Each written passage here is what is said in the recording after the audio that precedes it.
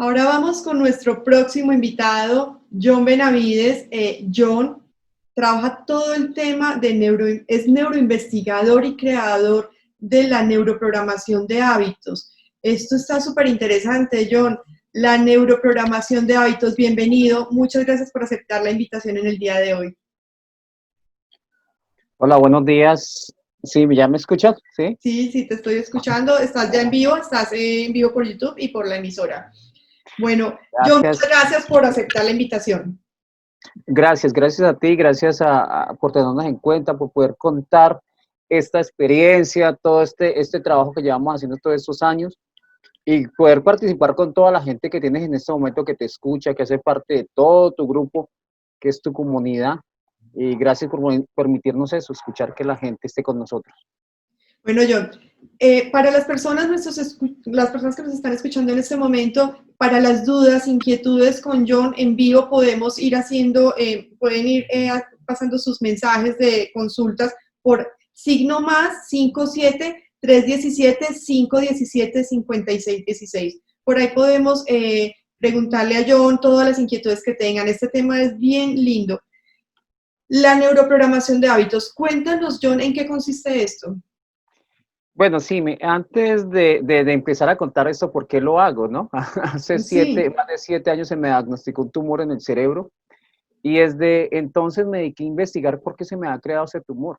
Y eso me llevó a preguntarme muchas cosas, dentro de ellas que debía de cambiar de hábitos, pero me encontré dentro de todo el proceso que los hábitos no se pueden cambiar, se pueden crear.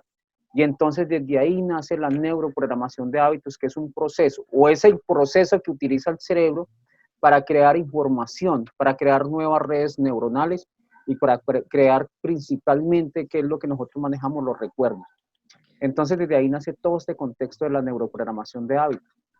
¿Sí? O Dime, sí. sea, según esto, lo que hablas, pues con el tumor que te encontraron, o sea, trabajaste en ti, pues estás perfecto, estás súper bien. Podemos, con este tema de trabajar los hábitos desde el tema neuro, podemos aliviarnos, podemos sanar muchos de los males que nos acongojan en el día a día de situaciones de salud. Total, total, sí, mira, total, porque imagínate que yo, pues lo que se tenía dentro de la cirugía era que iba a haber un corte del nervio facial, ¿sí? Y que para poder otra vez tener movilidad totalmente en el rostro, tenían que volverme a hacer otra cirugía, sacarme nervio de una parte del cuerpo, pero yo comencé entonces a estudiar todo esto y me di cuenta que yo podía hacerlo a través de todo el contexto que tiene el cerebro, de la plasticidad, de la neurogénesis, que es otra vez adecuarse, adaptarse.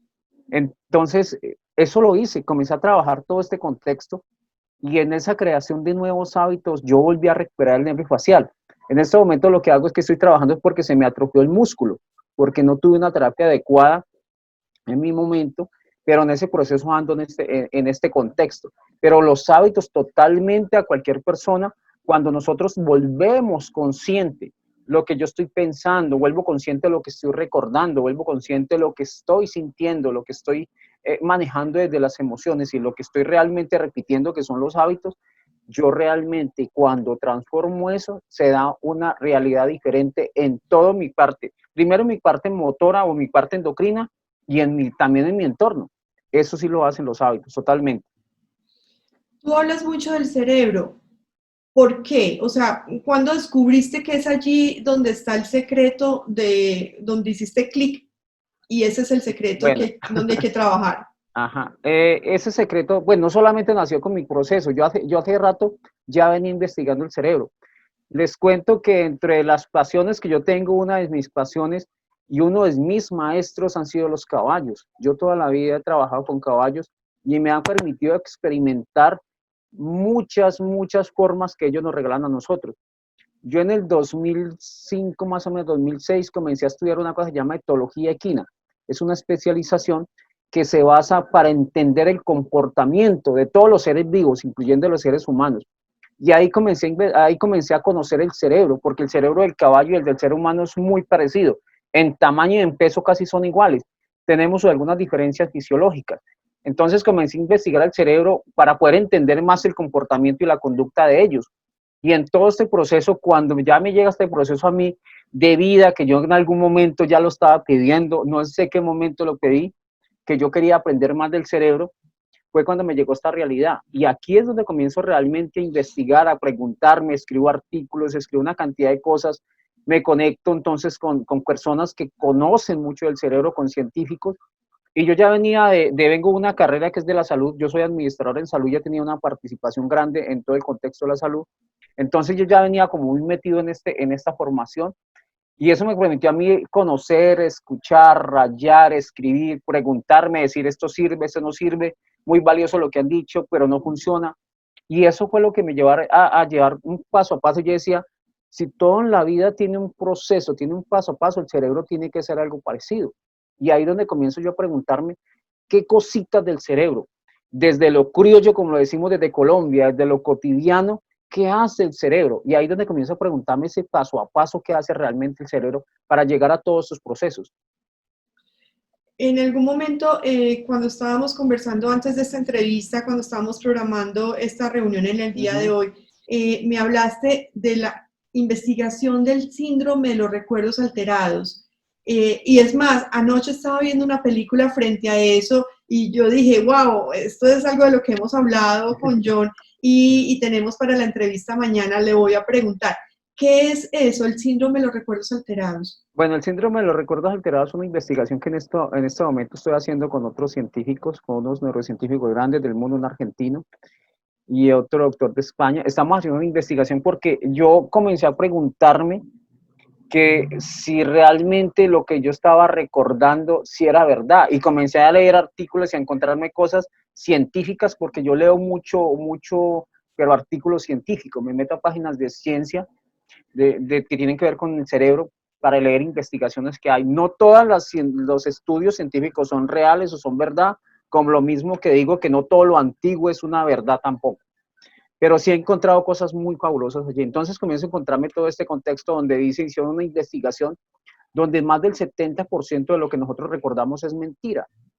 Y entonces entra un contexto para preguntarle a toda la gente, porque fue la pregunta era de gente que sufrió enfermedades y yo tuve el caso de preguntarle a una familia muy cercana donde una persona, digámoslo así, el hijo murió de cáncer, el papá de él murió de cáncer y el abuelo murió de cáncer, ¿sí? Pero los cánceres, si decimos el abuelo murió de un cáncer leve, voy a decirlo en este contexto, el papá murió de un cáncer más avanzado y el hijo murió de un cáncer muy severo. Entonces, cuando comienza a investigar todo eso, entonces uno se comienza a repetir cómo la misma familia comenzó a decirle a su hijo o a la misma familia, cuídese porque acuerde que su abuelo murió de cáncer. Cuídese, mi hijo, porque su papá murió de cáncer. Y comienza una repetición que eso es lo que forma el entorno. No se coma esto, no se trasnoche, no haga eso porque usted se puede morir de cáncer. Entonces comienza a crear una información que se vuelve un síndrome de los recuerdos alterados. Y yo pongo un ejemplo muy sencillo para eso. Vos vas caminando y te tropiezas en una piedra, pum, se cae en una piedra y a la primera persona que te encuentre le dice, uy, me caí en una piedra. A la segunda le dice, uy, me caí en una piedra grandísima. Y a la tercera, uy, casi me mato, vea, eso fue un milagro. Y cada que vas contando la historia, le vas aumentando. Y así es que se vuelve el síndrome de los recuerdos alterados. Primero, porque el cerebro le encanta contar historias. Nosotros somos de manada y para interconectarnos contamos historias. Entonces yo cada que cuento esa historia la voy aumentando por muchos contextos, le voy aumentando la historia. Y eso lo más, digámoslo así, más profundo es porque eso se queda grabado en el cerebro. Y si usted te pasó algo hace 10 años que te duele y cada que lo recuerdes lloras más, entonces el cerebro actúa frente a eso, manda información a toda la parte hipocampal, al hipotálamo, y comienzan a crear memorias más fuertes. Dicen, esto duele más, esto duele más, esto duele más. Así que lo que hoy estás recordando de hace 10 años te duele más y el cerebro actúa frente a eso porque te duele más. Y entonces, ¿qué hace el cerebro? Que en la noche, como te acostaste, ay, yo hoy sufrí mucho porque recordé eso, lo que hace es en la noche, eso se refuerza mucho más y se engrama mucho más fuerte. Al otro día vas a recordar eso mucho más grande. Eso es lo que hace el síndrome de los recuerdos alterados. ¿Cómo poder trabajar esos recuerdos? ¿Cómo poder borrar? Pues porque ahora hace un momento nos hablabas que el cerebro es plástico y pues también dentro de lo que yo hago he trabajado esa parte. que le cuentes a nuestros oyentes cómo borrar esos recuerdos, o sea, cómo lograr realmente quitar esos traumas, llamémoslo más allá de recuerdos, traumas, cosas más fuertes, que no se terminen repitiendo, no solamente nosotros de manera gradual, cada vez más, sino tampoco que pues no lo llevemos a nuestros hijos, a nuestros descendientes, a nuestra familia, porque termina siendo una creencia tal vez o se va incorporando dentro del proceso familiar. ¿Cómo se puede trabajar allí, John, con eso? Cuéntale a nuestros Mire, hay, oyentes. bueno, aquí es donde entra el tema de la neuroprogramación y donde entra el contexto del artículo que yo escribí, por qué no podemos cambiar o por qué el cerebro no puede cambiar cosas dentro de sí mismo.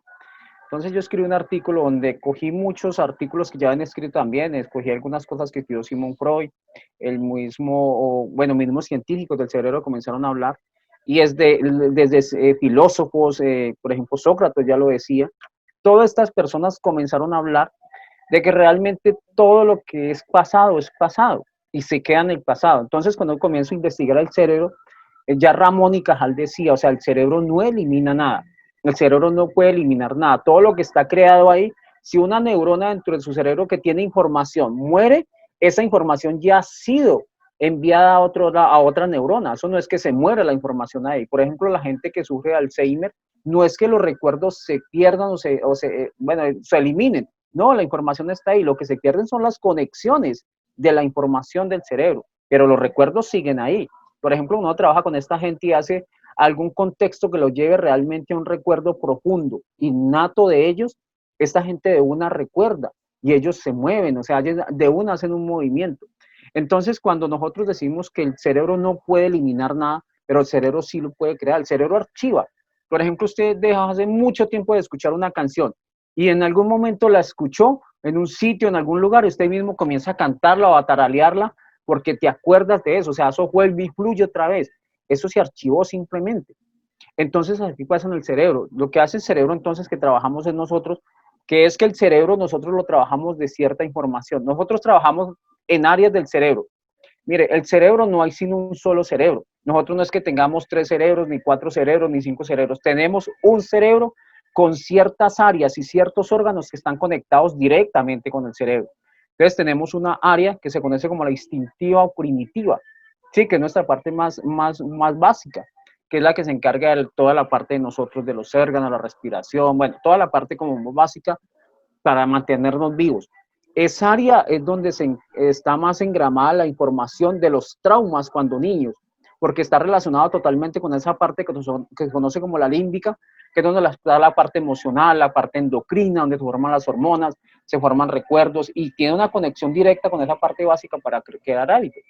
Y tenemos una parte que es el área, entonces, que es la que piensa, el neocórtex de nosotros. Esa área donde están las funciones ejecutivas, lo que hace, por eso se llaman funciones ejecutoras, porque nosotros ejecutamos allí. Pero no es que cada cerebro funcione, o cada área del cerebro funcione por aparte, sino que funcionan en conjunto. Entonces, cuando nosotros funcionamos con conjunto, ¿nosotros qué hacemos? La parte instintiva actúa, la parte límbica siente y la parte racional es la que piensa. Y así hemos actuado porque nosotros nacemos así. Nacemos con un cerebro instintivo. De ahí comienza a formarse, a desarrollarse el cerebro más límbico. Por eso los niños uno comienza a ver que tienen afectividad, un contexto de egoísmo, de emocionales, y después se forma la parte racional del niño, más racional. ¿Sí? Entonces nosotros actuamos, pensamos, sentimos, perdón, y pensamos. Esa es la forma que toda la vida lo hemos hecho. ¿Cuál es lo que queremos llevar nosotros que se ha hecho a través de la ciencia? Que es que nosotros deberíamos actuar al contrario. Pensar, sentir y actuar. Esa es la forma. Y entonces, ¿dónde está el pensar? En esta parte, en la parte frontal de nosotros. Aquí es donde debemos pensar. Y aquí es donde yo digo, ¿qué quiero? Y aquí es donde yo puedo soñar, transformar, visualizar en esta parte de nosotros. Aquí es donde yo hago eso. ¿Qué quiero? Cuando yo tengo muy claro qué quiero, yo lo puedo ya bajar y decir, bueno, de eso que yo quiero, ¿qué quiero recordar? ¿Qué quiero sentir? Pero no estoy hablando de pasado, porque en este contexto o sea, nos permitimos a través de la ciencia decirle a la gente que uno puede crear la realidad que tenemos. Hoy yo puedo crear la realidad con mi futuro.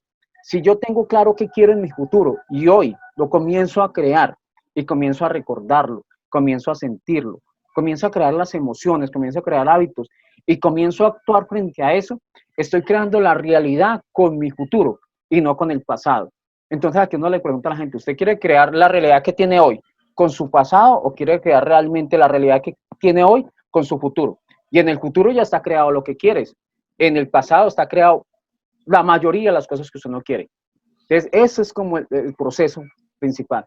O sea que allí hay que trabajar en el cerebro, trabajar en la mente, en las visualizaciones, en esos hábitos para cambiar nuestro futuro. Pero ¿qué sucede con las personas según lo que te estoy escuchando? Como traemos al recuerdo y el pasado y le damos vueltas al pasado, pues terminamos teniendo el mismo resultado del presente en el futuro, porque estamos recordando constantemente. Pero si desde la conciencia decidimos que queremos un futuro diferente, realmente lo podemos trabajar más allá de ser algo mágico, no, es realmente algo que se trabaja desde el cerebro y desde las visualizaciones y eso. John, cómo decías que cuando una neurona se muere, pues ya ha pasado la información, ha trasladado la información a las otras neuronas? Hay una manera dentro de lo que has investigado de haber como existir una desconexión allí de la información o lo que llamamos el inconsciente. El inconsciente son los recuerdos o lo que tenemos allá que ha quedado grabado y que de un momento a otro nos hace reaccionar de manera que decimos, pero yo quiero una cosa y porque estoy reaccionando de otra. Algo así sería lo que sucede cuando esta información se pasa de neurona a neurona, o qué pasa allí con ese inconsciente, cómo se puede Mira, trabajar esa parte. bueno, nosotros hablamos del subconsciente, ¿no? Hay una parte del subconsciente que es la que se está hablando hoy en día, tenemos una parte muy consciente y otra parte subconsciente que es la que no nos damos cuenta. Nosotros, la mayoría de nuestra información de todo lo que hacemos es una parte subconsciente, o sea, no nos damos cuenta que hace. Tú vas a pasar una calle y tú ni siquiera vuelves consciente, porque es muy importante, sí, lo que acabaste de decir, que es volver consciente de lo que hacemos. Entonces tú vas a pasar una calle y tú hay veces ni siquiera tú te pones a pensar, tengo que voltear la cabeza para la derecha, tengo que voltear la cabeza para la izquierda, tengo que parar. No, tú lo haces, simplemente tú lo haces. Es más, en tu casa, tú vas para tu casa y vas para el baño, bueno, tengo que caminar 10 pasos, después voltear a la izquierda. No, eso ya tu sistema motor ya lo tiene grabado en tus hábitos motores y tú lo haces. Entonces es el subconsciente tuyo. Lo mismo cuando, es más, algo tan sencillo como uno diría que es el tema de la alimentación. Tú comes y tú no te das cuenta que estás comiendo. Tú estás pendiente de otra información, que eso es lo que se está tragando usted en ese momento. Y me disculpa la pregunta, pero uno no come sino que traga. Entonces uno se traga toda la información que está alrededor. Más uno a veces le pregunta a la gente, ¿ve, le sentiste la pimienta? ¿Cuál pimienta? No tenía pimienta, eso picaba. No se dan cuenta porque estamos en un contexto de tragar que ni siquiera tenemos conciencia de eso. Entonces aquí es donde entran los mapas sensoriales, ¿sí? Pero esa información subconsciente es, por eso decimos nosotros que los recuerdos es el asesor principal de las decisiones que usted va a tomar en su vida. Todas las decisiones que usted tome son decisiones que ya las ha tomado el cerebro. Por eso usted frente a cualquier acontecimiento, usted actúa, usted lo siente y en el sentir toma la decisión y usted racionaliza la decisión que ya tomó. ¿Yo por qué compré esto? ¿Yo por qué hice esto? Cuando yo lo he hecho. ¿Sí? Entonces así es que más o menos el subconsciente actúa frente a todo lo que hacemos nosotros. Entonces es el que termina mandando lo que hacemos y por eso hay que entrarlo a intervenir de manera, bueno, John, ¿cómo haces, qué tienes tú con toda esta investigación? ¿Cómo apoyas a las demás personas? Porque pues desde tu experiencia sabes que ha funcionado. ¿Qué tienes tú de programas o cómo o das asesorías o qué haces allí para apoyar a las demás personas? Cuéntanos un poco. Bueno, nosotros tenemos varias cosas. Uno es que tenemos desde la parte, yo creé un programa, yo creé la neuroprogramación. La neuroprogramación de hábitos es un entrenamiento para mejorar todo el contexto de la conducta y el comportamiento humano. La conducta es toda la parte interna de nosotros. Todo lo que sucede en mi mente es conducta y la reacción que sucede de eso es el comportamiento. Entonces creamos todo un proyecto y es un proceso paso a paso. Son 7, se llaman los 7 procesos del cerebro que nos permiten nosotros identificar y lograr realmente esa realidad que nosotros queremos. Cada realidad es diferente a todas las realidades. Cada cerebro, que es una de las grandes compromisos y en este momento los grandes avances de la ciencia es mirar cómo funciona cada cerebro, porque ningún cerebro es diferente. Los significados que tú tienes de un perro son muy diferentes a los míos y cada uno tiene significados totalmente, todo el mundo tiene significados diferentes. Es como creamos las emociones y las emociones la respuesta a la experiencia y se convierte en una posición química y entonces la emoción con una carga química es lo que lleva la información al recuerdo, y usted entonces comienza a recordar eso. Entonces, que recuerda un perro con una información que, ay, tan lindo ese perro, cada que lo ves tan lindo un perro, me encanta, da. Pero si te mordió un perro, también tiene esa información química ahí guardada. No, el perro no, qué miedo, yo no toco eso porque me muerde. Entonces hay una amenaza y eso se queda guardado como una amenaza. Entonces, dentro de este proceso tenemos 7 pasos dentro de este entrenamiento que nosotros le ayudamos a la gente mediante estos 7 pasos a lograr realmente transformar su realidad en base a un qué quiero, en qué quiero. Este, pues, está en un ebook, yo lo tengo en este momento en un ebook, que está en Amazon, lo tengo pues directamente, y tenemos toda la parte de capacitación. Nosotros hacemos el entrenamiento, tenemos diplomados en neurociencia cognitiva, que es una cognitiva, como lo llamamos, de lo criollo, de lo cotidiano, que vamos dentro de un poquito va a volver a salir otro diplomado. Yo también hago parte del tema deportivo, entonces tengo un diplomado en neurociencia deportiva y trabajo con caballos, que también con base en la neurociencia. Entonces hacemos coaching asistido con caballos y hacemos certificaciones asistidas con caballos. Dentro de un poquito vamos a sacar un diplomado online porque todo el contexto nos lleva a hacer un diplomado para después hacer la parte práctica. Entonces todo eso hace parte del entrenamiento, de las asesorías que doy personales. En este momento asesoro a varias personas, pues en muchas partes que esta cuarentena nos permitió conocer y tener una oportunidad de abrirnos más al mundo, contigo, con personas que nos invitan a hablar, venga, cuéntenos qué es lo que usted habla. Eso es lo que estamos haciendo en este momento en el contexto de llevar un poco más allá ese tema de la neurociencia, no solamente como un mito, no solamente como un boom, sino que sea ciencia. Yo le digo a la gente, mira, si usted está hablando, y a todos se los digo, si usted está hablando con alguien y te habla de neurociencia y te habla de un cerebro reptiliano, ya sabes que no conoce mucho de neurociencia. Tiene bases de neurociencia, pero no conoce mucho de neurociencia. La ciencia de hace 2 años para acá hizo una transformación a toda la historia en la investigación del cerebro. John, ¿cómo se llama el ebook que tienes en Amazon y cómo te pueden contactar? Van a encontrarlo como los 7 procesos del cerebro, como los 7 procesos del cerebro. Me contactan como en cualquier parte, me van a buscar en redes sociales como neuroprogramación de hábitos, que aparece ahí, o me encuentran como John Benavides, también, que yo mantengo subiendo información en todo, y también aparezco como la Escuela Internacional de Neurociencia, que es un proyecto que tenemos de formar personas a nivel Latinoamérica para crear una gran red de neuroinvestigadores en ciencia cognitiva, de conducta y comportamiento humano. Así nos encuentran. John, los niños, los adolescentes, las personas adultos mayores podrían hacer parte, pues porque digamos los adultos, pues creería que sí, pero los niños, adolescentes y personas adultos mayores podrían hacer parte de un programa tuyo. Sí, claro, claro, y mucho más. Por eso te contaba, en el tema de neurociencia deportiva, yo trabajo mucho con niños para trabajar estas funciones ejecutivas, porque toco, por ejemplo, el caso del fútbol. El caso del fútbol, los papás y todo el mundo quiere que los niños aprendan a patear muy bien, pero no les enseñan, y ojo con esto porque es metafórico, no les enseñan a patear con la mano. Cuando yo aprendo a hacer motricidad fina, esta parte gasta menos energía, el cerebro lo graba más fácil. Y cuando yo lo haga con las manos, la parte de las piernas lo va a hacer mucho más fácil porque ya lo aprendió arriba. Entonces trabajamos mucho en contexto con niños, que el niño tenga atención. ¿Por qué trabajamos tanto el tema de la atención? A nosotros una de las cosas que más nos dificulta adultos es tener foco. ¿Y el foco qué es? Atención. ¿Por qué? Porque es que a nosotros desde niños la atención nos fue obligada, nos fue castigada. En la casa nos castigaban para que prestáramos atención y llegamos al colegio o a la escuela igual. Entonces el cerebro solo ve como una amenaza. Por eso a nosotros nos causa tanta dificultad eso. Pero con los niños es muy fácil trabajar esa atención. ¿Sí? Trabajar la atención, trabajar la concentración, trabajar el liderazgo. No en el contexto de crear seguidores, sino en el contexto de adaptación, que es la evolución, que eso es lo que hace el contexto de la neurociencia en el liderazgo. Entonces, mira que trabajamos con todas personas. Aparte que aquí es muy importante, Sime, no sé, Sime, hasta qué horas tengamos nosotros.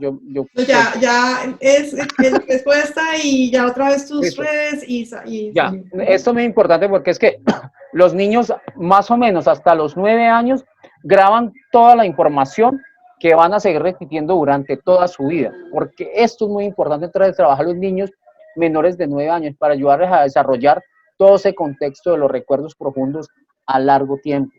Ujú. Bueno, John, repítenos dónde te pueden contactar nuestros oyentes para pues algún proceso contigo porque está súper interesante. Repítenos tus redes, por favor, antes de Me finalizar. encuentran como @neuroprogramación de hábitos, me encuentran como John Benavides en cualquier red social. En Instagram se aparece como John Benavides 3 y me encuentran como Escuela Internacional de Neurociencia. Así me encuentran, me pueden contactar con mucho gusto en Human Ecology University y en Global Coaching Federation. Estamos sacando toda la información de los diplomados que vamos a tener allí. Ahí está toda la información de lo que vamos a tener allí. Súper que Perfecto. se puedan unir porque es una gran oportunidad. John, mil gracias por aceptar la invitación en el día de hoy. Un abrazo y que tengas un lindo fin de semana. Y este tema está espectacular, ya saben, ya nos acaba de dar las redes por donde pueden ubicarlo, porque puede ser de gran ayuda para todos nosotros. Un abrazo y que tengas un lindo día. A ti, muchas, muchas gracias. A todos, muchas gracias. Hasta luego. Chao. Chao, chao.